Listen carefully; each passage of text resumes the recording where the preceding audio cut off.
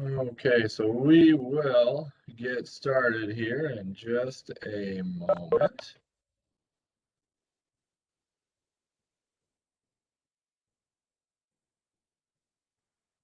I think we probably got about 30 seconds, but I always like to wait till right at 12:45 here.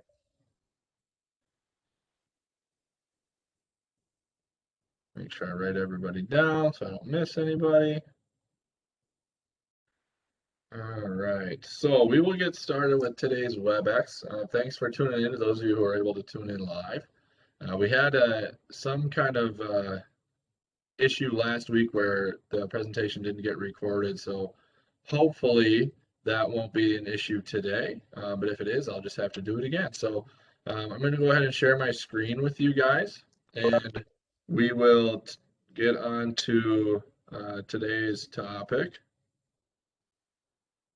And today we are going to be discussing taking care of mental health, kind of what role fitness plays in that, and just kind of a brief overview. Again, this is not something where I have a very large depth of scope, but it is something that I think is very important, and it's something that ties in to our overall health and well-being. So again, just going over some things with the way that health and fitness can interact with mental health. So we're going to talk about what mental health is and why it matters, what factors play a role in our mental health makeup, what does good mental health look like, what effects exercise has on our mental health, and then just understanding some warning signs and struggles. So if you may be having some issues, breaking the social stigma that's involved with mental health, because that's a huge problem as well. And then just some things you can do to get help if it's needed as well. So as always, if you have any questions while we're going through the presentation, please feel free to type those into the chat box, and then we'll get to them either during the presentation or after we're finished up if we have some extra time to answer questions, or if you want to ask questions privately and you want to send me an email or any way that I can help with this topic. So we'll get started. And again, so what is mental health? And mental health includes our emotional, psychological, and social well-being. It affects how we think, feel, and act. It also helps determine how we handle stress, relate to others, and make choices. It's important at every stage of life, from childhood and adolescence all the way through adulthood. And it's important to know that your mental health can change throughout your lifetime. So you can go through different stages. That's all something that can happen. And I'm just going to write down Rochelle's name here so I don't miss anybody. Why does mental health matter? Good mental health can help you to cope with life stressors, which everyone undoubtedly experiences. Can help you to be physically happy, have and maintain good relationships with other people, productive workplace setting, so making sure that you're productive at work, and it can help you with being productive at work. And then, of course, it can help you realize your full potential. So when you're in a good state of mind, you know what you're capable of. So some of the reasons why mental health matters. What plays a role in your mental health? And again, this is different for everyone based on individual experiences. But biological factors like genes and brain chemistry play a role in mental health. Different life experiences, such as trauma or abuse, or positive life experiences as well. Family history of mental health problems or any mental health disorders. Lifestyle choices, such as diet and the things that we eat, how physically active or inactive we are, and any kind of substance use can also play a role in mental health. Then there are ways to maintain a positive mental health. Number one, first off, is seek professional help if you need it. There are individuals out there who are very good at assisting you with improving your mental health if it's necessary. Connect with others. So if you're struggling, try not to keep it to yourself. There are people who want to support you. Staying positive, getting physically active, helping others as well can maintain a positive mental health. Getting enough sleep, which if you have little ones like I do, sometimes is easier said than done. And again, just sleeping well is challenging for a lot of people. So getting enough sleep or trying to do what you can to get good sleep, and then developing coping skills and mechanisms. So having things that you can turn to when you start to feel like you're maybe not feeling quite like yourself or struggling. So ways that you can cope, and exercise is a great way to do that. So there are a lot of mental health benefits of exercise. Um, Exercise releases endorphins in the body that help trigger positive feelings and positive sensations. So that's great. And oftentimes you'll hear about runners talk about the runner's high that they get when they're running. And that's that release of endorphins and that feeling of almost like a euphoric state when they're doing that. And that's what people who really love to run, that's what they kind of get addicted to or drawn to, and not in a negative sense because that's a positive activity. Regular exercise also can help to increase your self-esteem. It can help improve your sleep.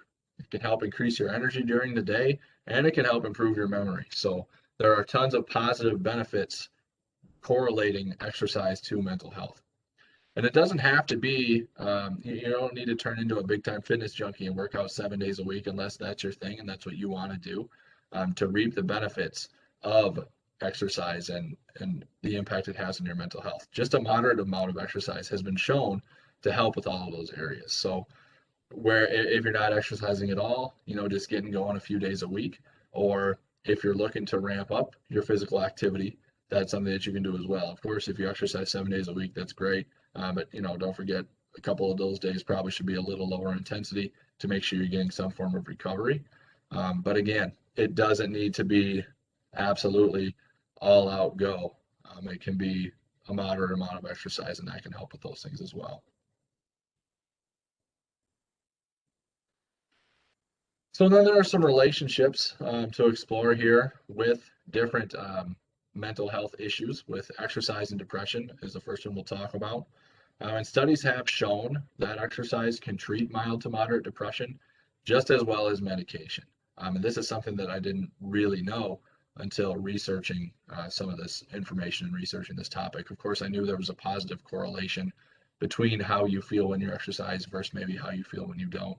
But this was a study performed by the Harvard T.H. Chan School of Public Health, and they found that there was a 20%, 26% decrease in the risk of developing major depression simply by running for 15 minutes each day or walking for an hour. So again, that can show that if you're a runner, 15 minutes of that each day can make a significant impact in the risk of developing major depression.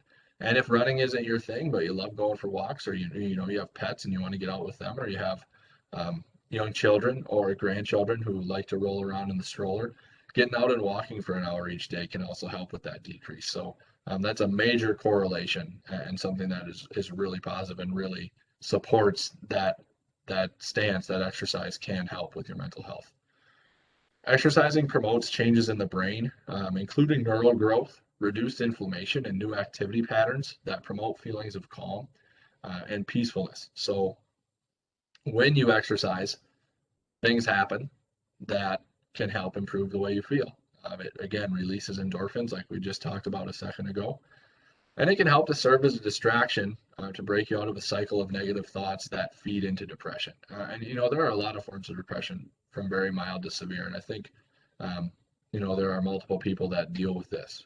So it's good to know that if this is something that you've struggled with in the past, and I'm by no means telling you to not take medication if you suffer from depression, but adding in physical activity can help with relieving some of those symptoms as well.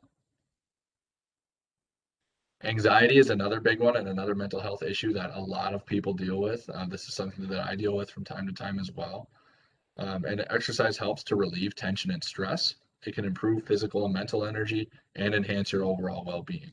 A lot of times that anxiety feeling, you can feel, tightness in the chest, or you feel an increase in your heart rate, or you kind of feel like everything is just closing in on you and you don't know really where to go and how to relieve that. Exercise can be an outlet for those feelings, and it really does work. speaking from personal experience, again, this is something that I deal with from time to time. I'm a pretty emotional guy, so uh, there are certain things that are stressors that just seem to take me a little further down and set me a little further off. So getting back into a regular exercise routine, I notice that I'm happier throughout the day. I don't worry about things nearly as much when I'm exercising regularly. So that's speaking from a personal stance. It is a direct correlation that it can impact that. And you want to be mindful of your body and surroundings while exercising. That'll give you a bigger boost rather than just zoning out. So there are people who exercise and that's what they do just to get away from everything and they tune out from everything around them and they just go. And for people that if it works that way, that's great. But otherwise, again, if you're someone that struggles with anxiety, taking that mindfulness approach while you're being active and recognizing your surroundings. So different sensations while you exercise, your breathing pattern. When I'm running, that's something I focus on a lot is maintaining a consistent breathing pattern. So I'm paying attention to how my body's reacting. How your feet hit the ground or how your feet strike the ground. The feeling of wind against your skin, taking in different sounds around you. Now, I know most people like to listen to music when they run, especially me, because otherwise, again, I just hear my feet pounding against the ground, and that kind of drives me crazy. But, listening to the surrounds, so listening to cars passing by, or if you're running past a park and there's kids out there, listening to kids laugh and play and enjoy being outside. Um, Different smells, with different flowers and um, things like that. Or, you may notice like a dog barking, playing around with kids in the backyard. So just different ways to really focus on what you're doing and focus on your surroundings can ease those feelings of anxiety or kind of take those stressors away. Um, and again, it's such a good outlet, and it's a great way to help to have kind of a natural response to some of those issues that may pop up. Stress, again, is another one, and this is something that everybody suffers with, especially in the last year with everything that went on with COVID. I think anxiety, stress, and depression were probably through the roof. I don't have any concrete evidence of that, but just with everything that happened, I would imagine that three of these things were very, very major in a lot of people's lives. But if you think about how you feel when you're stressed, you're tense. You can feel that tightness in your chest. You can feel rapid pulse, just like with anxiety. You can feel muscle cramps. You can be short-tempered, and this is something that I deal with as well. As if I'm stressed and anxious, and it doesn't take as much for me to get frustrated. So exercising again helps reduce and relieve those stressors, and it can help relax the muscles in the mind, which in turn relieve tension in the body. Other issues with stress come up as well. Insomnia. A lot of people are up in the middle of the night and just can't sleep. And if there's something that is a major stressor in your life, it tends to consume you, and that's all you can think about, whether it's another family member's health, or whether, it's something happening at work or at home. Um, there are a lot of things that can cause a lot of high stress in people's lives. That can lead to physical issues like heartburn, stomach aches, diarrhea, all sorts of those things can be brought on by stress. So finding ways to relieve that and help reduce those stressors, again, relieves tension in the body. So maybe that's running for you, or maybe you love to swim or ride a bike, or maybe you like to lift weights or do group exercise. Um, whatever you can do to add that into your routine and have that outlet, that's great. And those group classes, you can't discount what that group support and community feeling means. Whether you're participating in group exercise classes here at the hospital that I lead, which we've gotten started again with this last week, and hopefully moving forward, we're going to get back closer to our normal routine, or whether you're a member at a gym in town and they have group classes, and there are people that you see every single week, week in and week out, Tuesdays and Thursdays, or Monday, Wednesdays, and Fridays, whatever it may be. You have that support system there. And you have those people who genuinely care about you. So if you have issues like this going on, it's a great way to get some communal support that's outside the home. Maybe you live on your own, and you just don't have that outlet all the time and have someone to go to.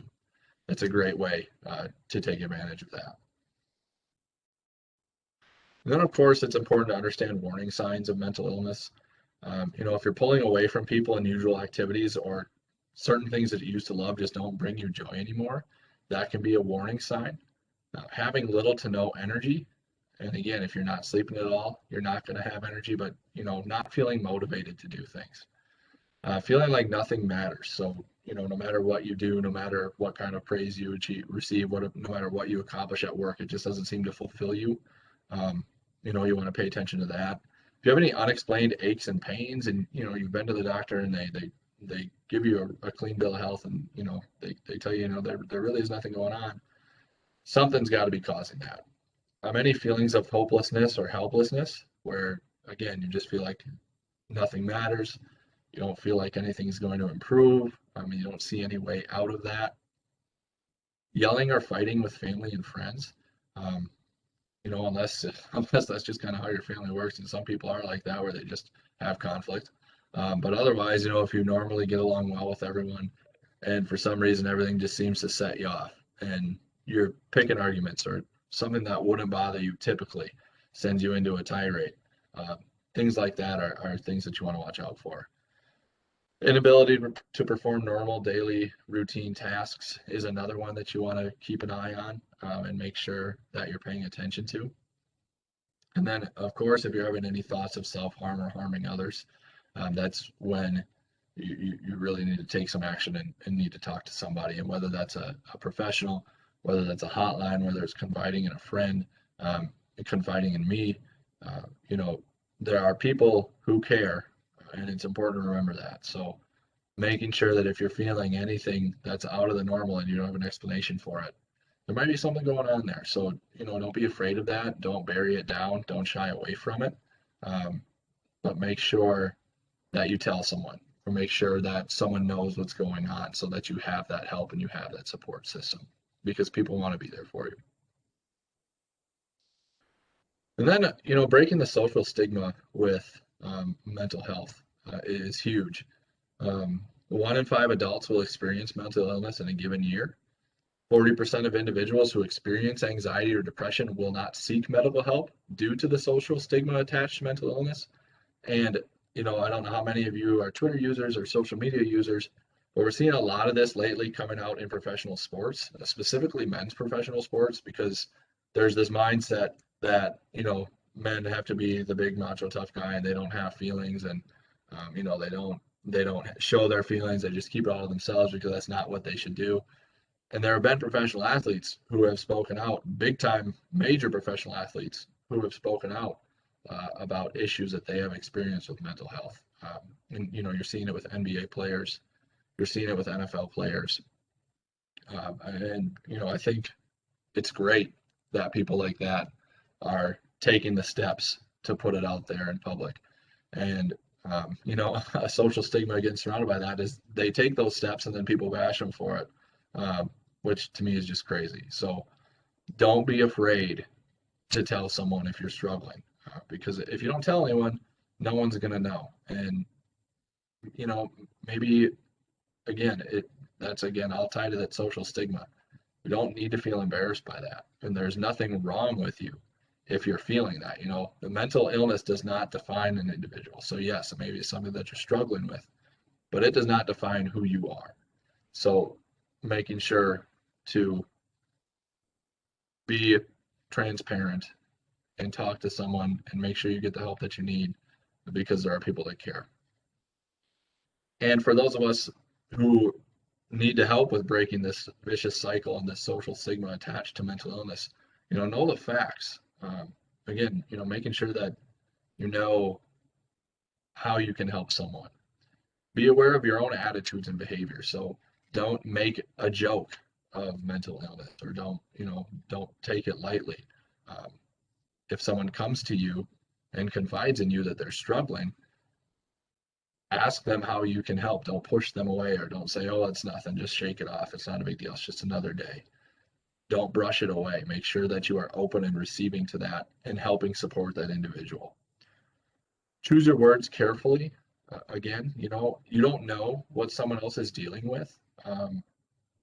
So if someone is kind of down and out, don't necessarily make a joke out of it and say, well, geez, what's gotten into you today? Or you know, a random saying like that maybe will make them feel like, oh well, I'm I'm not being myself, and people are noticing, and they don't really want to know what's going on because they're making light of the situation. So if you notice that whether it's a coworker or a friend or a family member, or someone just doesn't seem like themselves, be genuine, because that's what people need. And building those relationships and friendships is critically important, uh, not only for individuals suffering with mental illness, but for anyone in general. So, choose your words carefully. If something seems like it's bothering somebody, when you have a moment in private, just ask them genuinely how they're feeling, or ask them if there's something you can do to help, um, or what's going on in their life. Show that you are invested. Um, that's something I've always felt really strongly about. Uh, Coaching high school athletes for the previous 5 years with the boys basketball program, that was something I was always very cognizant of. Was building relationships with my players. Um, that's something that I think is one of the most important aspects you can have as a coach, and also in the health and fitness industry. You need to build positive relationships so that those individuals trust you, so that if something is wrong, they feel like they can come to you, and you can help them. Maybe they don't feel like they have anyone else to talk to. So making sure that you really invest in that individual relationship. And if you have kids that are in that teenage age range, I'm not there yet. I will be someday. I can remember myself as a teenager, and I really didn't tell my parents a whole lot. Um, and it's not that it wasn't invited by them. I just was kind of I kept me to myself. But if you notice that your child's attitude changes suddenly, um, be there for them to support them. Don't over pry, because they're figuring out, how they want to be an individual when they're growing up and learning all those things, but they definitely still need you there. So um, just choose words carefully. Make sure that you're supportive. Educating others. So if you hear other people talking about it or making light of depression, or talking about how somebody's acting different, and there's got to be something wrong with them or whatever it may be, take the time to step aside and inform them on what they're talking about and what they're taking so lightly. Because for those that don't struggle with mental illness, you really can't understand it. Um, it's something that you almost have to experience to understand, but you can be empathetic towards those individuals. So educate others, make sure they know the facts so that they know how to help someone. Focus on the positive. Again, mental illness does not define an individual. So if someone is struggling in a certain aspect of their life, help them highlight what they do well. Because there's not one person who doesn't do anything well in their entire life. That just, I don't believe in that. So you focus on the positives of those individuals. Try to help them see what you see. Oftentimes what you see in the mirror of your own reflection is much less than what everyone else thinks of you. Um, and people that struggle with a positive image, I struggle with that at times. Um, you have to try to remind yourself and support and have other people support you in a positive manner. So positive feedback and comments really go a long way. And it can be something just as simple as a wave and a smile and a, hi, how are you doing? That can turn somebody's day around. Or it can be just that small sentence that all of a sudden somebody is kind of spilling their guts to you, and then you can be there for them, and support them and learn what you can do to help. And again, that last one, and I put an exclamation point on it because I just think it's extremely critical, is to support people. If you know that someone is struggling, don't abandon them. And even if they push you away and push you away and push you away, keep coming back, because eventually they're going to break down, or you're going to break down that wall or that barrier. They're going to let you in, and that's when you can start to help that individual heal. Um, so being supportive is essential and critical, in people struggling with mental illness. So it's a tough subject, and I feel like it's a tough subject to discuss and to bring up. Um, and again, that's why we need to work on eliminating that social stigma, because so many people struggle with mental health. So again, if you have any questions, please feel free. If you are struggling with your mental health, and you need somebody to talk to, please use me as an outlet. I will gladly sit down and listen to you and help you break those walls down and help you get the help that you need. So, with that, I believe that is everything I have for you guys today. Again, last slide here, just getting help if you need it. So please tell someone, don't be afraid to seek help if you're struggling. Family and friends want to be there for you and they want to support you. You just have to let them in and let them do it. Or, reach out to a professional, absolutely, because there are great individuals who can uh, help you take care of you and get you the help that you need. So again, if you guys have any questions or comments, please feel free to send them in the chat here, or if you'd prefer it in private, please feel free to send me an email. With that, I will let you guys go for the day. We're done about 5 minutes earlier than usual. Hope you have a great rest of the day. And we have one more week left in our challenge. So next week will be our last week. So you're getting those final weights in next week. If you would like to have measurements or a body fat analysis done, please shoot me an email and I'll send an email to remind you about this as well. But we can set up a time to do that. And then we'll have our final WebEx next week. And then the week after that, I'll open up a tile on our Health Check 360 page where you can submit a request for points if you met your goals for the challenge. So with that, have a great rest of the day. Have a great weekend, and then I'll look forward to hearing from you guys next week.